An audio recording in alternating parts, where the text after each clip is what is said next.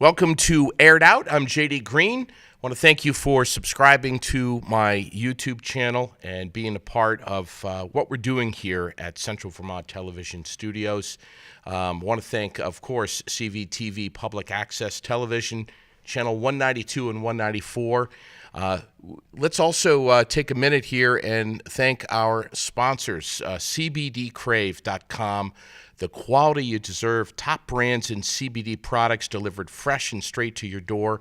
And for a limited time, you get to buy one product at regular price, get 30% off your next order. Cartridges, pain-soothing balms, CBD peanut butter and honey, some of which you can see right here in the front of our table. Oils and edibles and lots more. Free shipping on orders of $99 or more. Great people over at CBD Crave. Also, Peak Entertainment of Vermont and New Hampshire. Weddings and prom and party DJs serving up Vermont and New Hampshire. And Fontaine Forestry and Millworks of East Montpelier, Route 14, just down from Bragg Farm.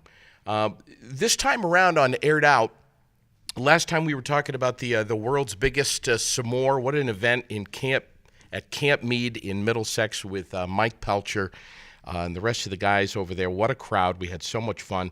But this time around, I'm going to read something to you from the Greater Barre Safe Sharps Alliance Snapshot. This is the project profile, and check this out. This reads, in 2017, the deputy fire chief for the city of Barre, Joe Aldsworth, was finding increasing numbers of sharps around the community in parks, in playgrounds, public restrooms, and more. Joe's fellow first responders, EMT, and law enforcement officers were collecting an increasing number of sharps, both around the community and on the persons with whom they were coming in contact with. Local landlords were finding bags of sharps left behind in apartments from vacated tenants. To Joe, it seemed as if syringes were the new soda cans when it came to litter. Uncomfortable with dumping the syringes into the trash, Joe resorted to collecting the sharps in 5-gallon tubs. This 5-gallon tub sat on top of the drug take-back collection box at the public safety building. Eventually, the tub was filled. Remarkable.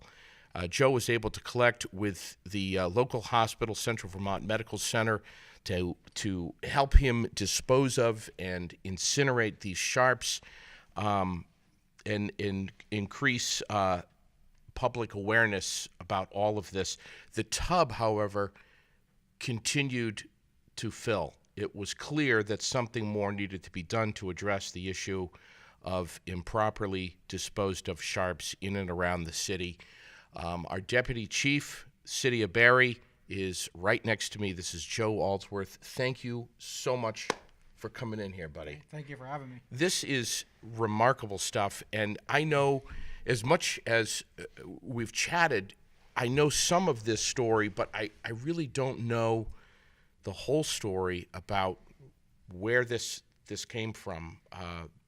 This is more or less kind of a crusade for you. You're the one that really spearheaded. Tell us how this all started and how you got the support of the state. Well, back in early 2017, I was contacted by the post office, who said, "Hey, listen, my delivery people are picking up needles and they're bringing them back to the post office. Oh, geez. What do I do with that?" So I was like, "Okay, well, we gave them sharps containers. We showed them how to pick them up and dispose of them, and just that same day, I was called to the local health department, and they said, "Hey, listen, we had a landlord that had a bunch of these sharps, and they were all in different containers. I showed you the picture of soda bottles and plastic bags, and they were all sticking outside of them." So a sharp is essentially it's a needle. It's a hypodermic needle that's used for shooting up illegal drugs. Not necessarily. Now, Okay. there are people that do home medications that are injectable. Our society has changed where healthcare has really gone into the home care setting. Sure. So diabetics are taking care of themselves. People with, Sure. the insulin. People with, the need to have injectable medication. Right. That heparins and stuff like that. So though that home care is really where they're generating a lot of the sharps. All right. The I stuff interrupted you, but you continue. That's okay. The stuff that we're finding on the sides, yes, they do have an illicit form to it. And what's happening is that we kept getting calls. Hey, we're finding needles over here. Hey, we're finding needles over here. And the guys were running around picking up the needles. And I'm like, why, this has got to stop. There's got to be a solution. How do we minimize the amount of times we're getting called? Yeah. And to be honest with you really don't want to be walking down the street Sure. and finding needles in the bushes on the side of the road and everything. Right. So how do we take care of that? So I put together a group of concerned citizens in the city, made up of the local health department. Jo Marie Mysek, she has been awesome. She's, Teresa Vizina of Vermont Cares. If those two ladies did not jump in and help out, we wouldn't be here today. But we sat down and we're like, okay, it's a problem. Let's identify the problem and how we're going to do it. So we ended up putting out a survey to all of central Vermont, and just mainly Barre City. And we got over 350, between 350 and 400 responses. Huge response of people saying, yeah, I know how to get rid of sharps, and we had them explain a little bit, and we really found out that they didn't know how to get rid of the needles properly. And so the state had a program where they said, well, here, put your needles into a Era bottle, one of the laundry detergent, mark it sharps, cap it up, put it into the landfill. What we found in the survey that a lot of people weren't comfortable with that. They weren't, they wanted to see how we could recycle it. So we had, in the ambulance, in the fire department, we were taking our needles up to CVH and Central Vermont Medical Center, taking care of it that way, and they were disposing of them. So when I finally said, okay, maybe they can help us out, I contacted CVH, and they were like, yeah, we can help do that. We can get behind that program, but we want to be able to see how you're going to do it, how effective, and and how safe you're going to be able to do it. So we looked at other communities outside of Vermont. We looked at some of the issues that they were coming up against, and we came up with the kiosk and wall unit concept. So at first we were like, boy, how do we pay for it? How do we get on the ball? And I did a presentation to the Governor's Health Advisory Board, and slowly got some traction.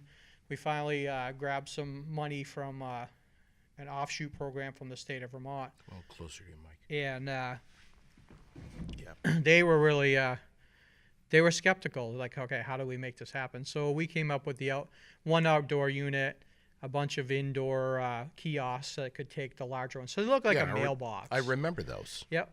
And people can facilitate the larger ones. And then we had a bunch of wall units. And as I went through, we were finding out that the clergy, the churches were having some problems. The library was having some problems. And so we strategically looked where we're going to place these. So we ended up placing larger kiosks at Capstone, at Barre Housing at North Barre Manor, at the Public Safety Building, which we found out was a huge plus. People really were safe and they felt comfortable bringing it to the Public Safety Building. And a pharmacy. We chose the medicine shop. Oh, yeah. And as we're going through over the 6 months, every month was consistent. And we co-located our Public Safety Building kiosk right next to the drug take-back, pill take-back Sure. kiosk. And that was actually more effective because what I call it was a one-stop dropping. And so what we were finding is sometimes that in that kiosk, in the pills, they were finding needles in there. They're like, oh, we can't have that. Wow. So as we educated and we were able to put that through, those folks were able to separate the needles and their pills and leave them. Prior to that, when people would bring their pills in, they said, oh, I got a bunch of these injectables, I got a bunch of this medication injectables and a bunch of needles. What do I do with them? I couldn't facilitate taking care of that for them. Sure. So what we are finding is it's just not a opioid problem. This was more of a global problem with people that may have lost a loved one, and they were cleaning out medicine cabinets, and they were cleaning out the whatever they had in their drawers, and those folks, as we get older, require more medicines and more, and so they're like, what do I do with this stuff? And to be honest with you, when my father passed on, he had a ton of that stuff, and I tried pharmacies, I tried the hospital, and I could not get rid of it. Yeah. And it was. Were they telling you to flush it down the toilet? No, they said no, don't do that, because what happens is if you flush that stuff down the toilet, it goes down to the wastewater treatment plant. And, Eventually. Yeah, and it kills all the good bugs that help neutralize the right. affluents and stuff like that. So they're like, I really can't help you. Try this place. Try your physician. And we're finding out that really nobody knew what to do with all this stuff. Sure. And so in this community, we said, okay, how are we going to help that? And so in co-locating it with the pill take-back, we're able to facilitate that. There's 2 locations in the city of Barre that has pill take-back and sharps disposal in the same location. That's the public safety building and at medicine shop. So as I was collecting every month, I was logging in, and everything kept mounting up and mounting up. And at the end of 6 months, we collected over 140,000 needles. That's 290 gallons of sharps in just this little community. Yeah, I was going to say just right here. And that was like crazy. So that really piqued raised a lot of eyebrows, especially in the state, because the state had a lot of programs that were trying to take off and take afoot, and it just couldn't happen. And so as having Teresa from Vermont Cares, having Joe Marie being able to plug into the health department and the communities around, we were able to really push the alliances to say, hey, listen, we have a viable alternative to be able to get this with a partnership with the local medical centers. And I can tell you that if we did not do this with Central Vermont Medical Center, absolutely would not be able to have this right now. They have been a key intricate partner in helping be able to clean up this problem. Month 1 into the program, we actually posted a needle and some paraphernalia on our Facebook page at the fire department, and had over 30,000 shares.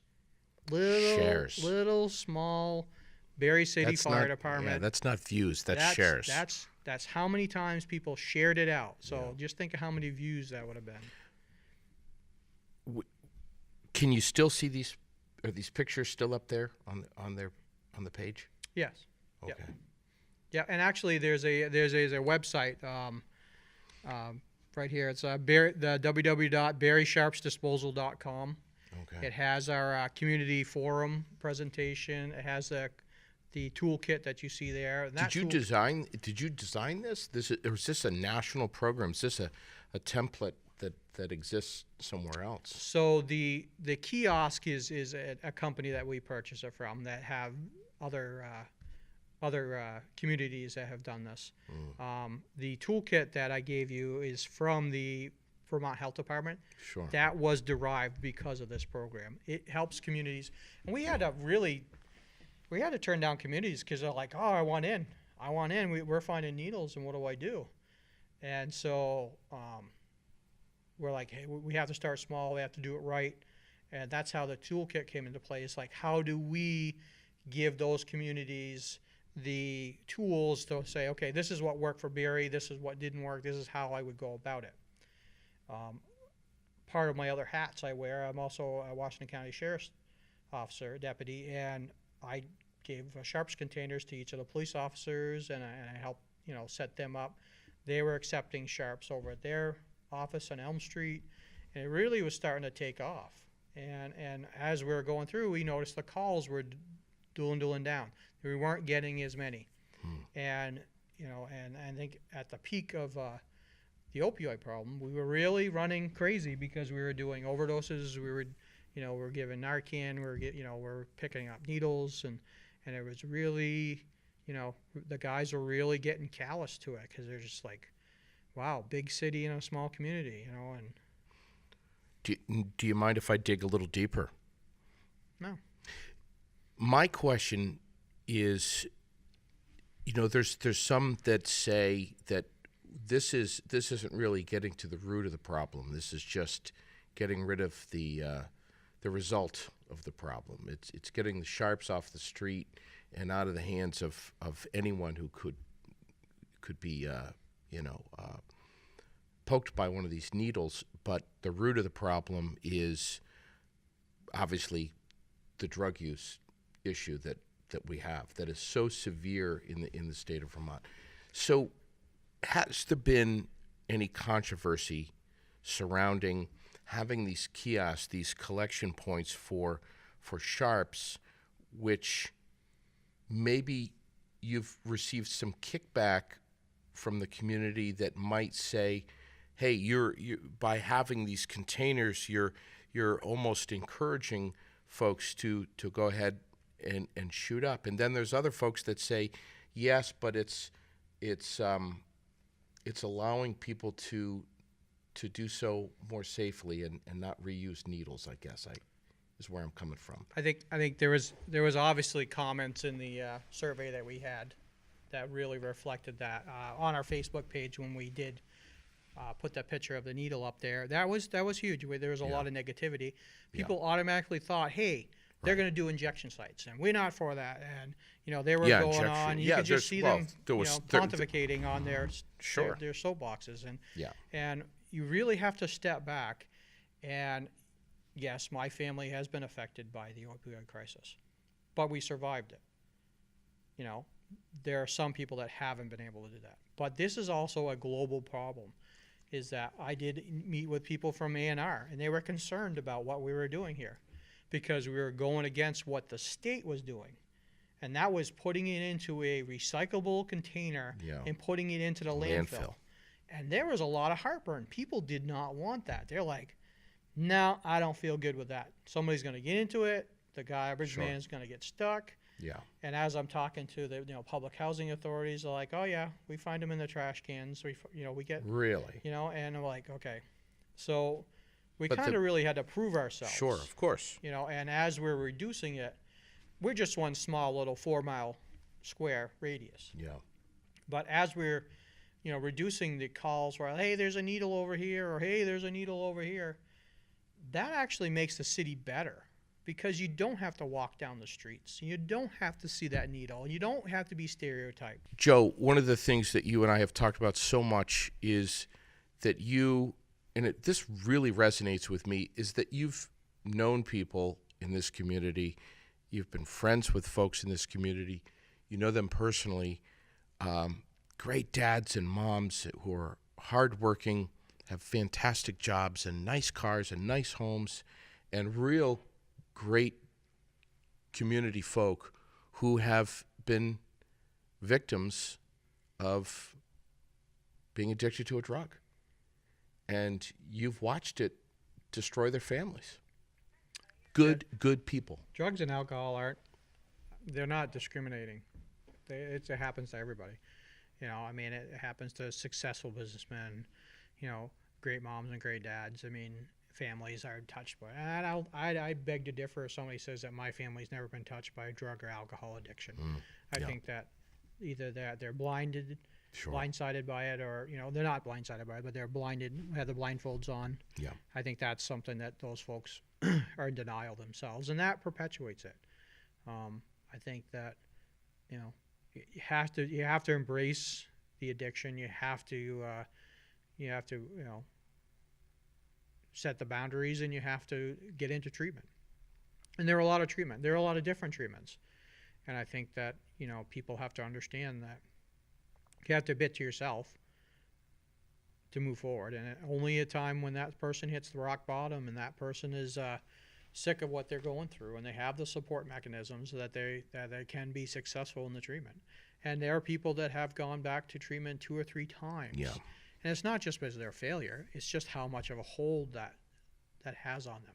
And and to be honest with you, in EMS, alcohol is still a huge drug that affects us, more so than opioids and prescription meds. Alcohol is a factor in people getting injured and in car accidents and and long-term medical health effects. Liver and kidney damage and that type of stuff. Sure.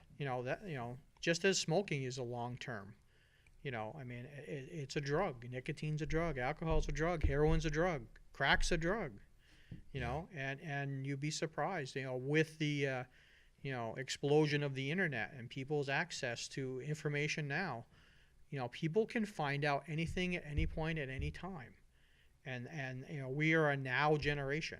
You know, people want that immediate gratification, and that's how they get it. That's why everybody carries a cell phone. That's why everybody has a computer at home. That's why, you know, we get it now, you know. Yeah. Speaking of any time, we also realize that as the deputy chief, you might have to skedaddle if there's an issue. But man, do we appreciate you coming on, aired out, Joe. This is Joe Aldsworth, our deputy chief, who we're chatting with this time around. What a pleasure it is to have you in here. Not long ago, you and stop me if I can't go anywhere near this, and I understand. But not long ago, you were actually injured on the job from someone who was high on drugs, and that y'all were trying to restrain not just one guy but several of you, which I can't imagine how strong a human being can be when they're drugged up. And this guy put you in the hospital, and you ended up having to have surgery. And I remember saying to you, it wasn't surgery. Let me explain. The people that are inside, when they take a drug, they wearing masks. They're not the person that you know. It's not that person inside. The person inside is still a good person. The person inside is the one that you still know. It's the addiction that they're facing. You know, no, I didn't have surgery, but I still was injured. But there are a lot of public safety officials that get injured every day because of what they do, and it's not because of the person. It is the drug that is making them do it. So, and people have to understand that this is not malicious. You know, this is a problem. The addiction is the problem. For them to be able not to be able to control themselves, and it takes away the inhibitions. Every person has tried, and they probably have gotten drunk. Those people that can't say they have never gotten drunk, good for you. But I can tell you they're probably few and far between, and that's what makes them feel good. And they're like, oh my God, I can't believe I done that. You know, that's the type of stuff that's what these drugs do. But they take a stronger hold of that person. They make them have no inhibition. It alters what is right and wrong inside their head. So what happens when you get somebody into a cruiser or into an ambulance and you get them transported to the hospital? Do you ever feel the need to go back and see that individual after they've sobered up and say, look, I was there. I was part of the paramedic crew. I'd love to offer a helping hand or point you in the right direction or give you a resource to get your life back. We try to do that on the scene with the families or the person themselves. The emergency services personnel do now. They do now, and they move on to the next one. Mentally, you go from call to call, and then you decompress yourself, and you move forward. Most of the guys, and I can speak for myself, we don't live in the past. Because if we were to live in the past, we'd be constantly chasing ghosts. We'd be constantly chasing, making our head right inside. And to dwell on it, we would be no good for that next patient that needs us at our best, at our sharpest. And so that's why the guys move forward and you know what, they all have their scars. I mean, mentally, and it's more so now than it's ever been. 30 years ago, there was, tough guy and move on and suck it up. Yeah. You can't do that anymore. And so, yes, we all have those issues. Do you have a weekly decompress meet? The guys decompress together. I mean, they're very tight knit. They decompress together, and those folks that can't do it, their help is available for them to be able to process through that. Wow. There are, Green Mountain stress debriefing folks. I've been a member of that team from when it first started. We go and we decompress them. We do a debriefing. We identify, we look to see if what they need some help. We are no longer turning a blind eye to those folks that are struggling with dealing with emergencies and incidents. We are no longer patching it up and sucking it up. We're confronting it and we're moving it on. So, I mean, that's important, Sure. Do you, I wanted to just mention, shifting gears a little bit here, from a public safety standpoint. We have this snowstorm that's I think Monday night into Tuesday, if I'm not mistaken. We're going to get some snow back on the ground, which is something that in many ways is a great thing, but in other ways I think of more snow is more snowmobiles, more skiers, more people out at risk of getting hurt. So we push the message: if you're going to be out snow machining, obviously be respectful of private landowners, but also don't drink and ride. At the absolute best, you're just risking your own life. But be careful of the folks that you could injure on the trail if you're out riding. But and that's a whole nother show. We're going to bring in Vast and talk about that real soon. But let's also talk about just general safety measures at home with a lot of snow on the ground. A message that you and I pushed on the air for many, many years. Just double check and make sure your vents outdoors are cleared of any snow. And snow that can come off the roof and clog them up too. Yeah, I mean, it's very important. We try to, in the fire service, we try to remind people at the when we set our clocks ahead or turn them behind, fall behind, and spring ahead. Change the batteries in smoke detectors.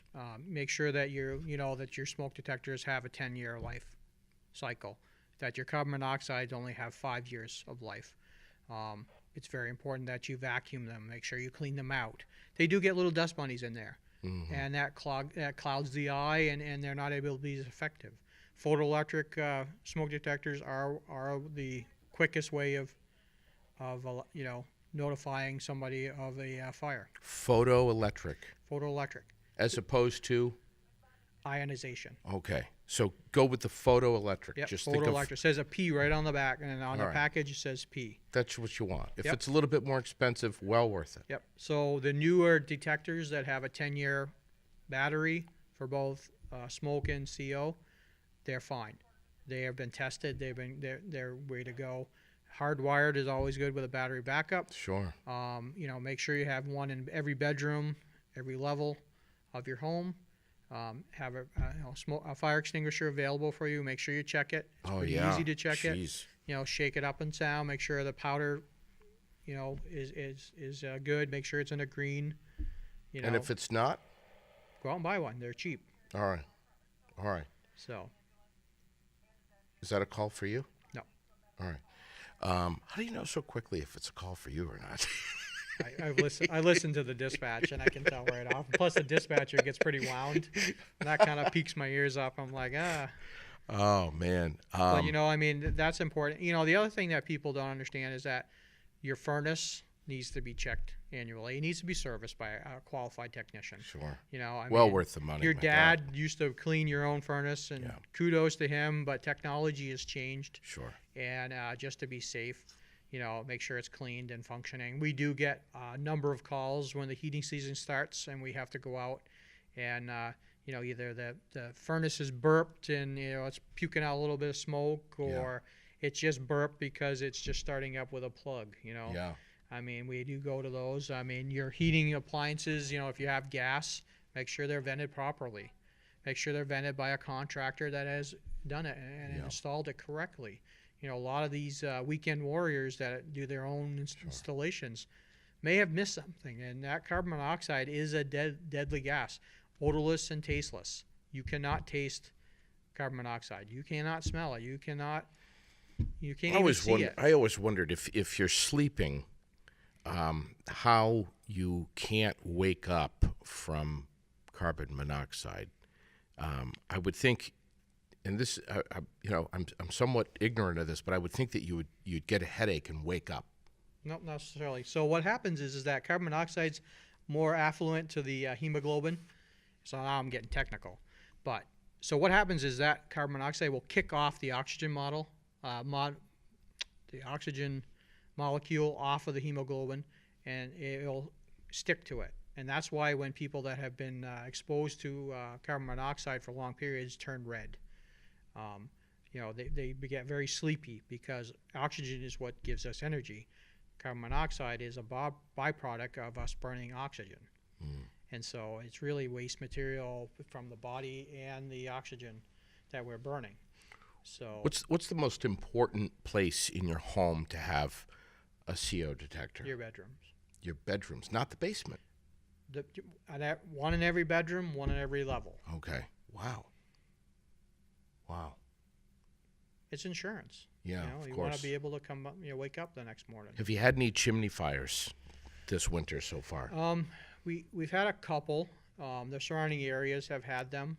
That's also important that they inspect your chimney, inspect the lining, make sure it's a technician that comes through and do a chimney sweep, clean it out, make sure your wood stove is clean and the seals are working functionally. There's no cracks.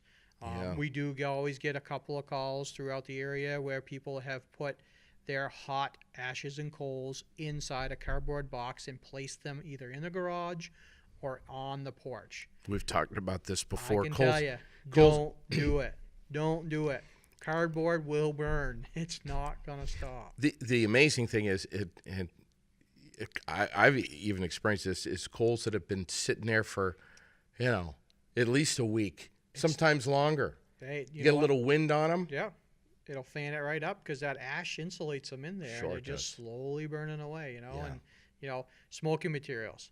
I can tell you that there are a lot of fires that happen on decks from people that throw, discarded cigarettes into the bucket there, and then it catches on fire, and then it catches the deck and the siding on fire. Sure. So those self-extinguishing cigarettes do not work. Sure. Do not work. So. There's obviously so much more that we need to discuss here, but one of the things I want to ask you, and I'm not sure that we got into this enough, going back to the sharps. One more time, just to recap this program that you really kind of spearheaded. At least you got the ball rolling for the state of Vermont.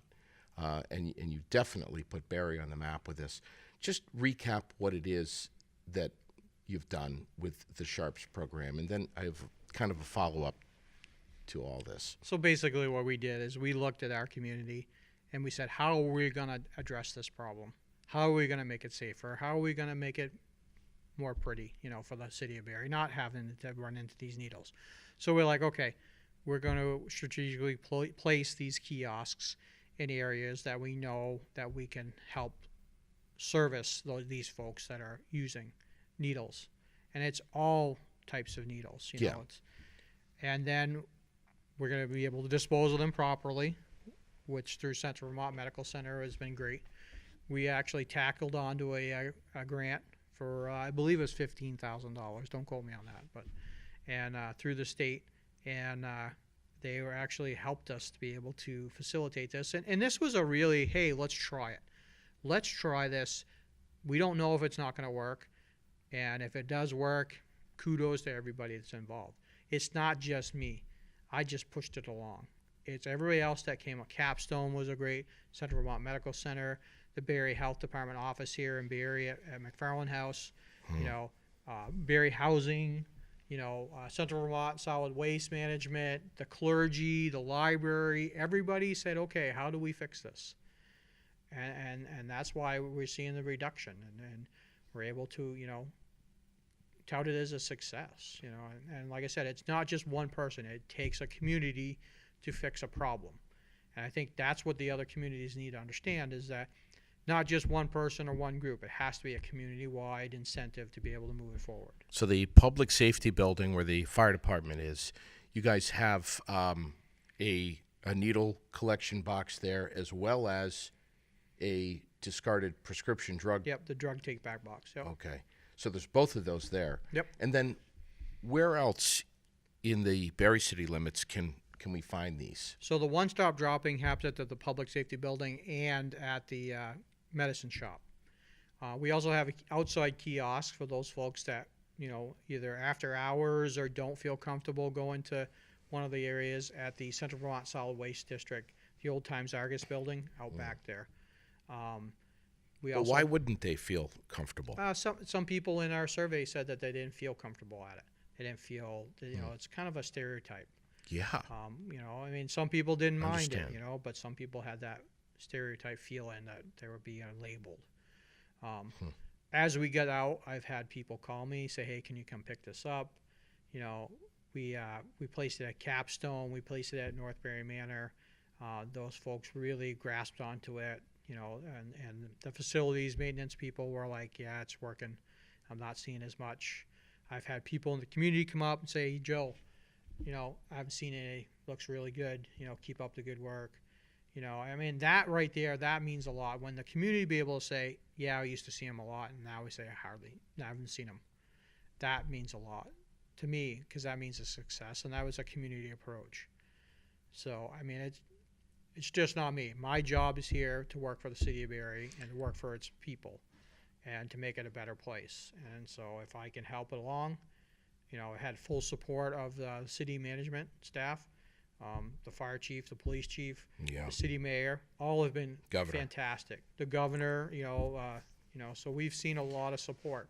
And I think that's the model that we're trying to push forward, is that the community toolkit that's available now that came part of out because of this really was a group effort, so that the template could go to other communities and they can take what works for them. I was going to ask you, what other communities in Vermont do you know that are following lead here? So I've heard of a few that have addressed. I've actually been approached by Lamoille County, Lamoille County Sheriff's Department, and we have a presentation next week. Wow. To talk about and do the presentation I showed you and the results of what we did. And so they're really grasping a hold and say, okay, how do we make a better community for us? And, and I feel good that Barre is able to show that we do have a lot of positive coming out of it. Has Rutland been knocking on the door? I have not heard from Rutland. I know they've inquired. I did do a presentation with Joe Marie to the area the area health offices. They all get together quarterly, and I did a presentation last month to them folks, and there were a lot of good questions, a lot of people that were interested in it. So what we've all got, Joe, is we've all got opinions, and it seems like even if there's something that is just bulletproof, just fantastic, that's in our community, somebody's got an opinion that's less than favorable for whatever reason. And there's folks, and you know them, and I know them, that they've just got to try to find something not so good, something tarnished somewhere. Have you had any pushback on this program saying, Joe, this isn't getting to the root of the real problem, getting the sharps off the streets, getting them disposed correctly is not it's not solving the problem, it's masking it, or it's maybe even going as far as encouraging people to shoot up. I think there's some misconception and some confusion about safe injection sites versus these safe disposal kiosks also. Yeah. Right? There's a lot of confusion. There's huge. The initial survey did reveal a lot of people saying, the next step. It is not the next step for us. I saw a problem that needed to be corrected. Sure. We had needles that people were finding. Kids.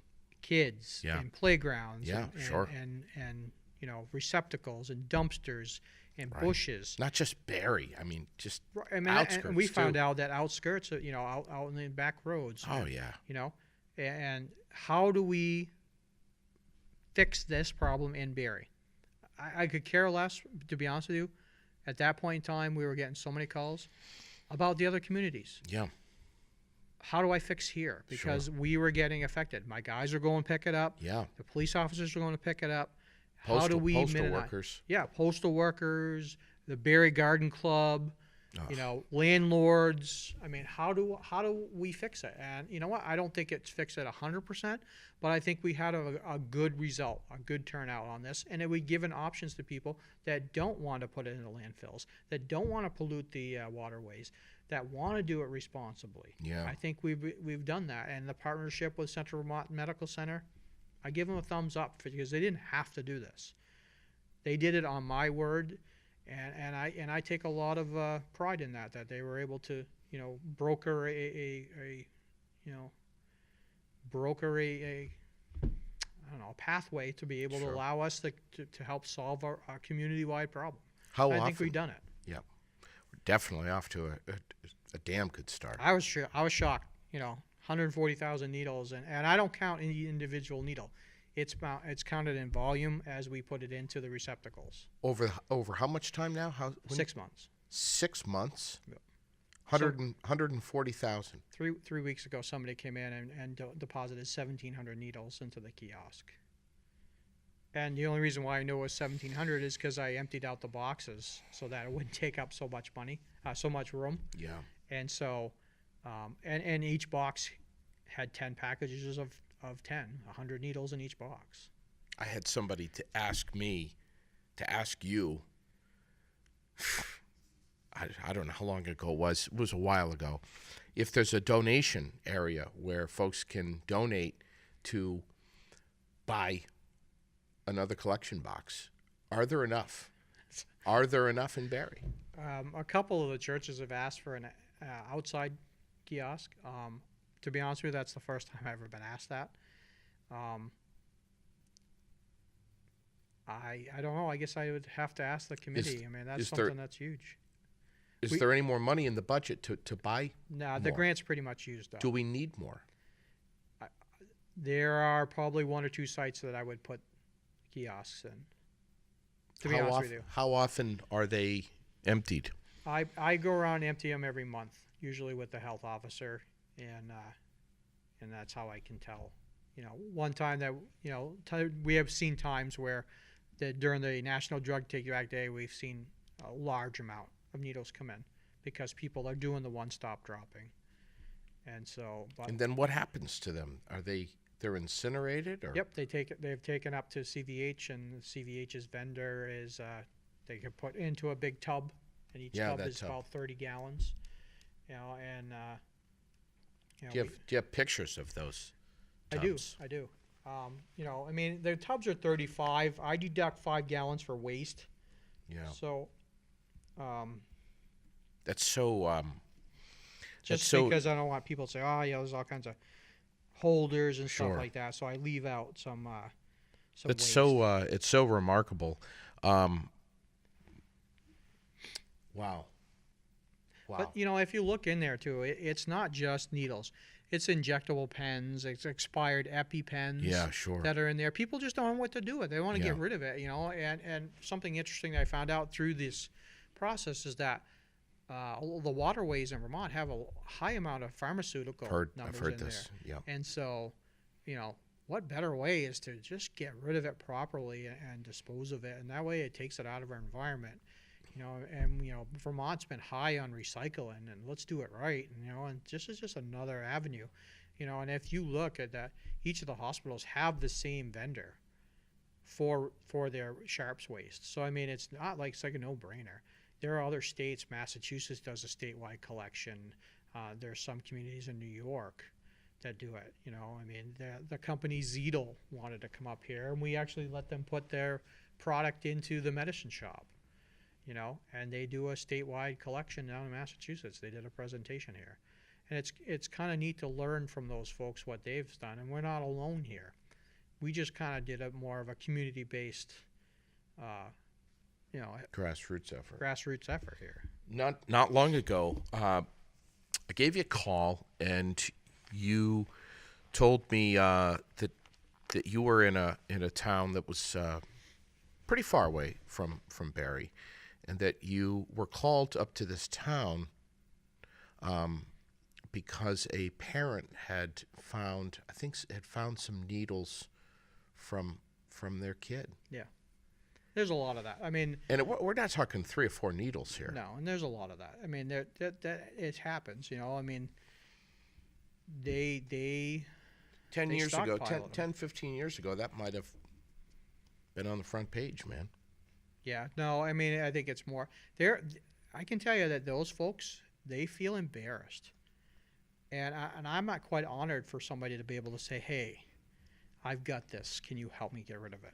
I feel honor by somebody asking me that, because I can just understand the embarrassment that they're going through, and the horror that they have to admit that this problem, this addiction has got a hold of them so bad.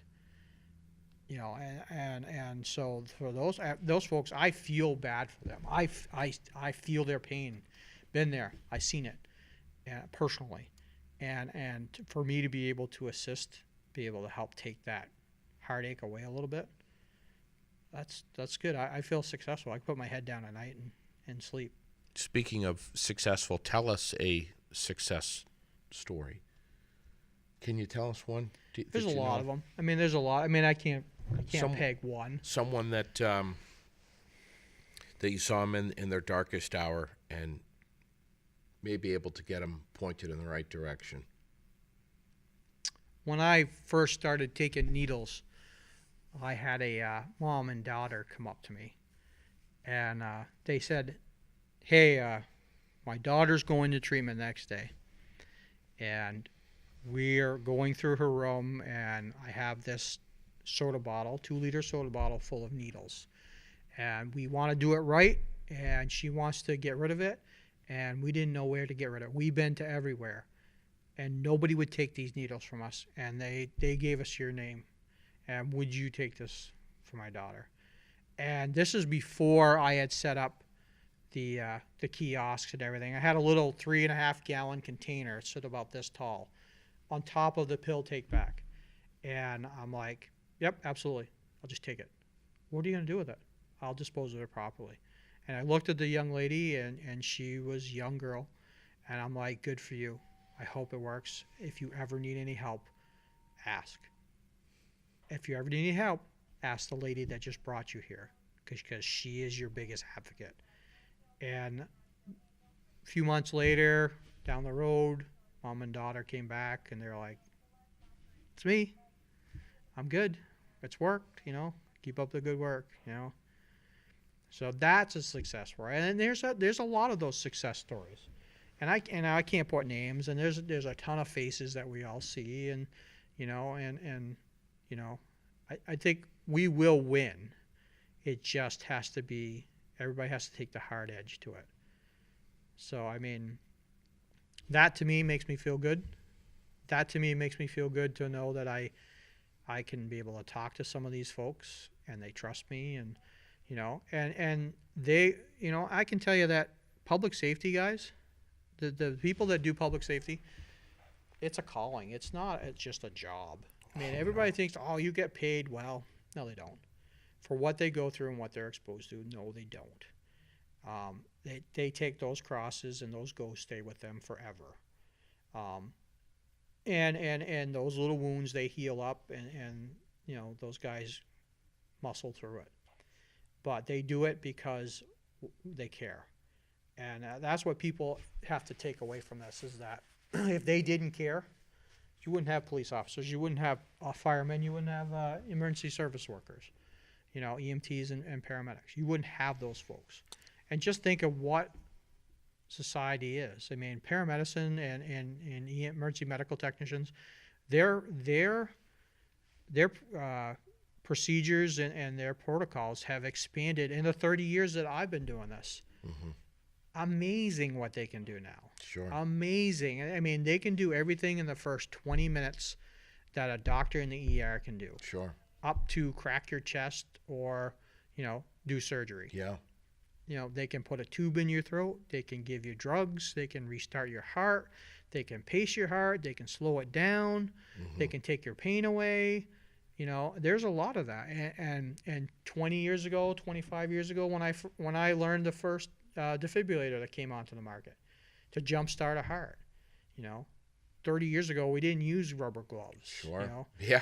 And that's Or crazy. masks. Now it's we have amazing technology. That's just and it gets better every year. More and more comes through. Every 2 years we do a protocol update, and there's always more on coming down the pike. And they're no longer technicians; they're clinicians. Sure. They do a lot, and they save a lot of lives. But there are a lot of lives that they don't save. Not long ago, I witnessed a car accident, and the paramedics that arrived, one of the young ladies was first on scene, jumped right in, got involved, and I was so impressed with what I was observing right here in our community. And long story short, when it was all said and done, one of the bystanders mentioned the name of one of the paramedics, and all of a sudden, this emotion came over me, because this young lady, I figured out that I've known her since she was 9 years old, which I know I'm aging myself here, but it's remarkable to see these kids grow up into young adults and get into public safety type jobs, paramedics and EMTs and firefighters. It's remarkable. I've been and our colleges around here support that. I've been an Explorer advisor for a while, and to see those kids, those young men and women come back now, and they're EMTs and they're medics, and and they're firemen that are going to other communities, and Sure. and police officers. Police There's Sure. one of my friend's daughters became a police officer, and I remember when she was this tall. Sure. And now she's full-time police officer. I mean, there's another one that I used to, he used to third ride in, as an Explorer, and now he's a police officer and a paramedic. Amazing. Seeing those young men and women step forward to really take a hold of a vocation that I wish a lot of people would do. We're low on volunteers. We're low on staff. And Seems try like to find. it seems like fire safety is something that is, I don't know, maybe it's becoming more and more popular at VTC. It seems like more and more folks are. Actually, it's struggling. Is it Because, really? yeah, I mean the demand. There's not a lot of jobs for Really? full-time firefighters here, and the demands for the training is a lot. I've known a few that have come out of VTC with fire science, and they just love it. They just embrace it. Yep, and then so they much. leave the state. They go out of state because there's no jobs for them here. And that's the thing is you have to understand. Wow. To be a firefighter here in the state of Vermont, you have to recertify every year, 24 hours of certification, training hours, 24 hours. On top of working full-time, taking care of family, having a hobby, maybe working a second job. So now then add on top of that EMT or paramedic or AMT. Sure, more training. More training on top of that, just to maintain it. To become a firefighter here, it's about 180, 200 hours. How's that compare with other states, Joe? It's the same as a pro board. So, I mean, it's a standardized curriculum that they went through. Sure. EMT, 140, 160 hours. Yeah. AMT, another 80 or 100 hours. A paramedic, you're going to school one day a week Sure. for 14, 15 months. Yeah. Then doing 200 hours of ride along and doing your clinicals in the hospital. Right. So, I mean, as you come through, and every 2 years you got to recertify as a paramedic. Sure. And you have to have 60 hours in. We're going to wrap things up here in just a few minutes, but what's next for Joe Aldsworth? Dinner. In You're gonna addition, buy, right? in addition to dinner, I mean, No. are you gonna retire? Are you gonna float on that big boat? Nah, I can't retire. I mean, I love my job. I love my job. I like watching the young guys coming up the ranks. I like to see them testing. I like to see them trying. I like to see them challenged. I mean, that makes me feel good. I love my community. That's something that I've always been a community-oriented guy. And, my mentors, thank God, have taught me to be community-oriented. And, I'm not ready to retire. When I'm ready, I'll let you know. You and the rest of the boys and the girls in blue are doing such a great job. And you're making Barre better every day. And I appreciate your Sharps program. I hope that it just does nothing but get bigger and better, and just keep the needles off the streets. The officers and the firemen and the EMS workers, they all care, and that's what people have to understand is they care. And if they didn't care, they wouldn't be there. And so they're human, and it's not about the red lights, it's not about the sirens, it's not about the glory. Sure. And everybody down deep, it's about taking care of one another. Sure. Thank you so much for coming in here. I was waiting for that pager to go off and seeing you skedaddle out of here, but you lucked out. Yeah. No, my head's off to all the young guys that are getting into emergency services, and it's hard for you guys. Have to ask the questions. If you don't ask the questions, then the rest of the public don't become informed. And bringing public safety to my podcast is something that, as you know, I really want to do more of. I think that there's an awful lot of stuff that needs to be more uncovered and more recognized. There's a lot of good. There's a lot of good that you guys do, and I for one, really appreciate it. Everything. Well, I appreciate you having me. And like I said, knowledge is power, and if you could give more people knowledge, it makes our jobs easier. And well, I want to have you on again. Let's do another show here in maybe a couple of weeks or so, or maybe this spring, and as we get ready for the summertime. Works for me. This is our Deputy Chief, Joe Aldsworth, with Barre City, who we appreciate so much, coming on Aired Out, my podcast, which, by the way, I want to thank you for subscribing. Thank you for checking it out, for liking, for commenting right here on the podcast page on YouTube. Do share it on Facebook if you can. Tell your friends about it. And if you have any ideas, as I posted on Facebook a few days ago, if you have any ideas about any future shows or nonprofit organizations or artists, musicians, fundraisers, man, there's some great stuff coming up.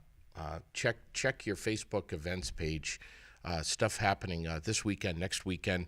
Let's just wrap things up here with a quick shout out and thank you to our sponsors, CBDcrave.com. Chris and the gang will do you well. The quality you deserve, top brands in CBD products.